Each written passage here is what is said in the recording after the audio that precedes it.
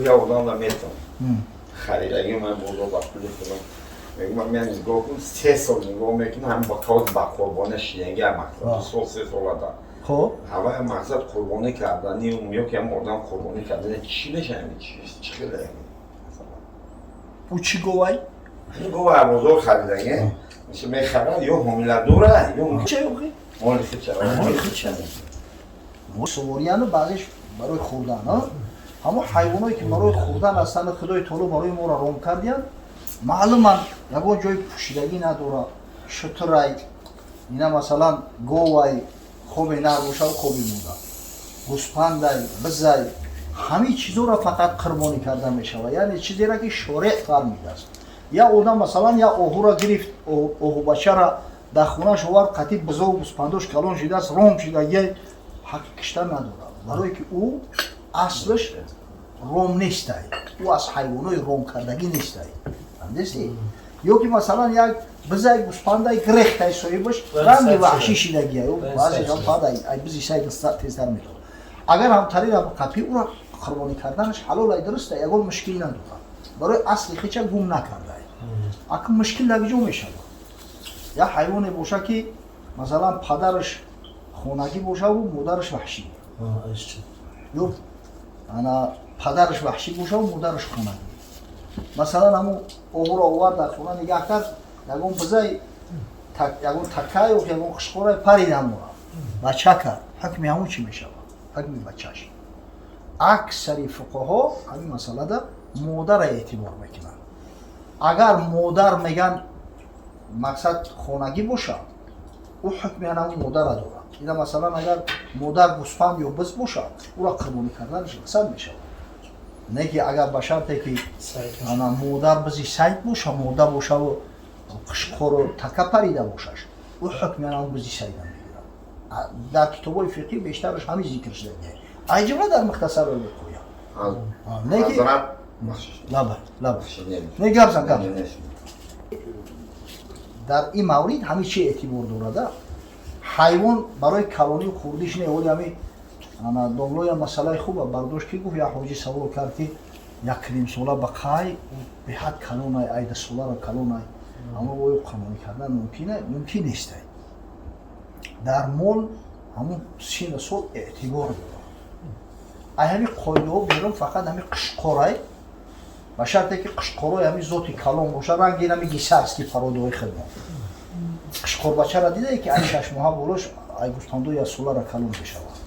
همین را جزعه میگن در شریعت همین جزعه در مذهب امام اعظم ابو حنیفه قربانیش درسته یعنی ای 6 ماه بولش درسته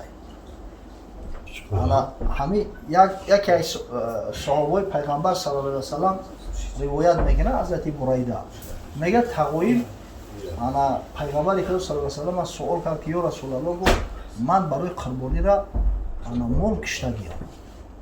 مال کشتگیم یک روز پیش اید کشته اویو همین میشه و گفت نه تو برای خانواده تا گوشت تیار کردی این قربانی نیست قربانی بعد نماز میشه بعد گفت یا رسول الله در خونه مال یا ساله ندارم نه که یک جزعه دارم جزعه هم قشقرچه ای 6 ماه بالا را بگیم ای 6 ماه تو یا ساله را جزعه میگن یا ساله شید بس سنیش میگن همون مقصد نه که کلان های در قد و قومت و در گوشت همون رنگ همون سنیه های اویو همون را بکشم درسته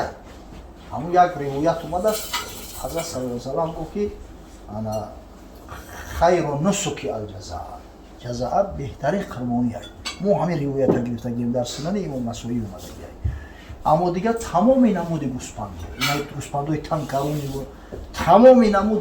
بگذار بزی کلان هم باشه بزی پاکستانی را باشه حدی اقل باید یه ساله باشه یه ساله خوردش نمیشه گو نر و ماده فرق نداره حدی اقل باید 2 ساله باشه 2 ساله خورد نمیشه شطور حدی اقل باید 5 ساله باشه 5 ساله خوردش قربانی نمیشه فقط در سال اینای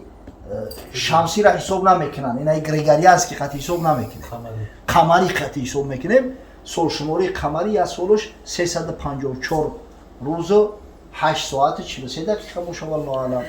анами мақсад ки 10 рӯз дидаи ки ҳами ид қафо омадан мегира 10 рӯз фарқ кардан мегира анам хеле агар 10 рӯзаш нараса ба ҳам ясолагира мешава не ки ай ӯ зиёдаш мумкин нест сол эътибор дорад ин чизе нест ки ира ба ақл бисанҷӣ ки хай бузбалай куму бақа якним солаи чени бақаи 2-3 сола гӯш дора ақл дар инҷа маъне надорад шариат такя ба нақл мекунад вақте шореъ саллаллоҳу алайҳи васалам таъин кардааст ки ҳамин бояд сини солаш ҳамин қабул шавад дига ҳеҷ ҳақ надорад ки ба ақли худаш ба фикрам итаву ба фикрам утавуда ақл дар кори шаръ нобиност оқилӣ кори бо али синост худованд ҳифз مثلا کالا پوچه را بین 3-4 کسایی کو قربانی میکنم کالا پوچه را مصرف کرد یک کم بغل میتونم چون میتونم اما مشکل نیست همش روزی بوشان بکن چی روزی هیچ اشکال بسته هر چیز دیگه حضرت مثلا شخص فقیری که نداره این کنشی چی میگن قربانی کردن یک شخصی دورانده این مولی خودش به عوض بده و مثلا قربانی شده میتونه قبول بشه خب ببخشید مولا مثلا شخصی دولتمند و فقیر مول میته که هم قربانی به هیچ هم به مبلغ هم میشه چی نه مثلا قربانی میشه ملکش میشه مالکش میشه بله میشه همه آدم برای کمبغل‌ها یکی اندک مشکلی امیرا باید با اینوبت بگیرن الحمدلله مردم مسلمانی ما مایل دارن رغبت دارن در این قربانی سعی میکنن که همه مردم که عید قربانی آخر به خاطر هم قربانی کردن عید قربان میگن حتی ما عربی دم ایرا یوم الاضحی و عید الاضحی میگن اضحی یعنی قربانی کردن های این همین مولا ذبح کردن های انا همین خاطر سعی میکنه که دورا ندورا مول بکشه بعضیا بو میرن میخرن کم بغل اینه که به خاطر هم قربانی میروان مول میخرن وقتی که مولا به خاطر قربانی آدم کم بغل آدمی که در کلش قربانی واجب نیست خرید این نظر میشه نظر یعنی در کلش واجب میگردونه خودش مجبوری ناظر خودش حق خوردن همون مولا نداره خودش نمیتونه بخره آنمیره باید که هم کم بغلو بدونن اگر حقیقتا به خاطر قربانی نخریده باشه در خونش مثال مول دارد به بزکای 3 بزک دارد یا تیمور اگر قربانی کرد این نظر نمیشه انا یا که این همی گفتی که او هدیهش میکنن او مقصد نخرید است در قصد نیت این هم نبود این مقصد اگر پشت این نظر نمیشه این میخره نه که ایمینای برای قربانی آدم کم بغل وقتی مول میخره نظر گویو کرد که ما همین نظر کرد پیش خدای تعالی عهد کرد که همین را در روی قربان میکنم او در کلش واجب میشه و دیگه نظر خودش حق خوردن نداره اگر ما بود کسی را نفهمیده خورده باشه چند قیق خورده است پولی همون را میگیرن صدقه میکنن 1 کیلو خوردی کیلوی گوشت گوسفند 65 سوم 65 سوم بروی کم غلوده میتی اگر بله به خاطر اون که نظر شیدن ناظر حقی خوردن نداره ثواب البته میگیره نظر معنوش نیست که ثواب معلوم شود اما ثواب قربانی را خیلی هست میگیره اما همین چیزا بدونه که خودش نمیتونه بخره احتیاط کنه خانواده‌اش میتونه کمغلو میتونه خانواده خودشی کمغل باشه میتونه اما نه که مقصد همین چیزا اگر با اینوبت بگیریم خوب میشه آدمایی که برای او را قربانی واجبه هیچ وقت نظر نمیشه برای حتی یا مولا خرید با ای فکرش گشت اونا نکشتی یا دیگه شن کشت خرید مولا برای قربانی مثلا در کلش نظر نمیشه برای که قربانی در کلش واجبه اما مولا میتونه با بفروشه یا دیگه شن بخره اما آدمی کمبغلی تری حق نداره کمبغل مولا که برای قربانی خرید باید او را حتما بکشه او را دیگه حقی بعد یافتنش حقی دیگه فروختن دیگر نداره خدای نکرده اگر همون مول بگریزه ای دستشوی بخره بعدی 12 ذوالحجه یعنی بعدی گذشتن همون مقصد قربانی و ایام تشریق اگر همون مولا دستگیر کرد همون تا زنده و زور یک هستن میتشه خودش نمیتونه او را بگیره مثال اگر مولا برای قربانی خرید که مولش گرفتن تری بیدرک شد گم شد برفت یا مول دیگه خرید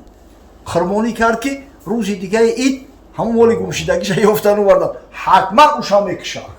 وای باشه نمیکشه وای باشه نمیکشه حقیقت هم یه نازکی هست اگر همون مولی را که برای قربانی هم خرید است ولی قربانی نکرده اگر مرد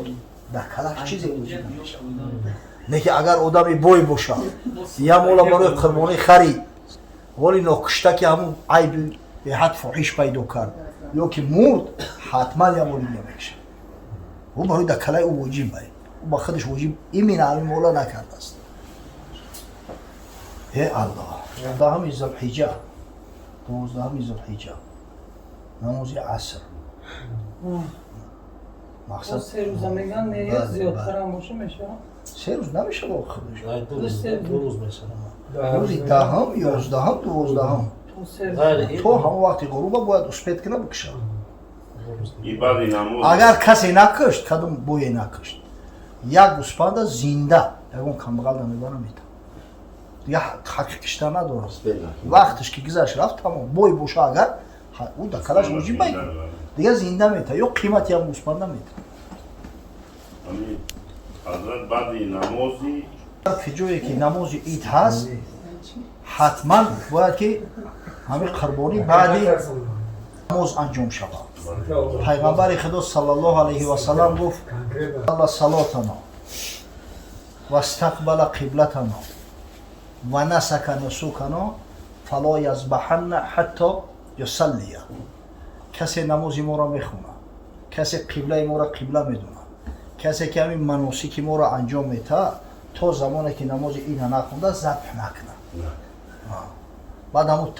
бурайда ривоят кардагиай ва мегам тағоим гӯ ки ман аллакай киштам гӯ ки и гӯштай ту барои хонаводаи хита гӯшт тайёр кардагӣ аммо дар ҷоҳое ки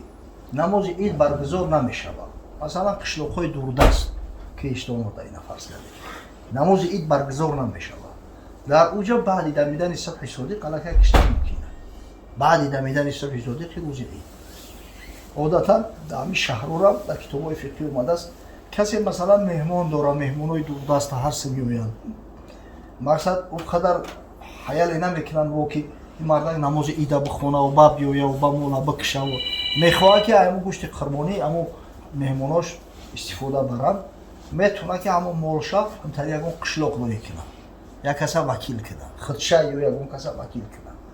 ки мақсад ки баъди дамидани сабҳ дар ҳамун қишлоқ ба номи ҳамӣ қурбониша бикунанд ба гӯшта бигиранд биёранд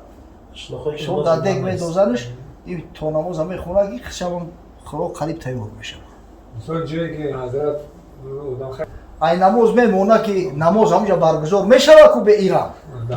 ё и яке дига халос и ки намоз нахон халос قربونیش قبول شده ҳазор шам мекиштанд анҷуман боқист охир ба намоз нахондан ин намози ин баргузор мешавад ку охир نه خودش اشتباه аммо نکنه. қишлоқ фарқш чи дига як иштирок кардак мисол иштирок накард димора хунда наметавонад не ки қурбониша мекунад Фасина қишлоқ омака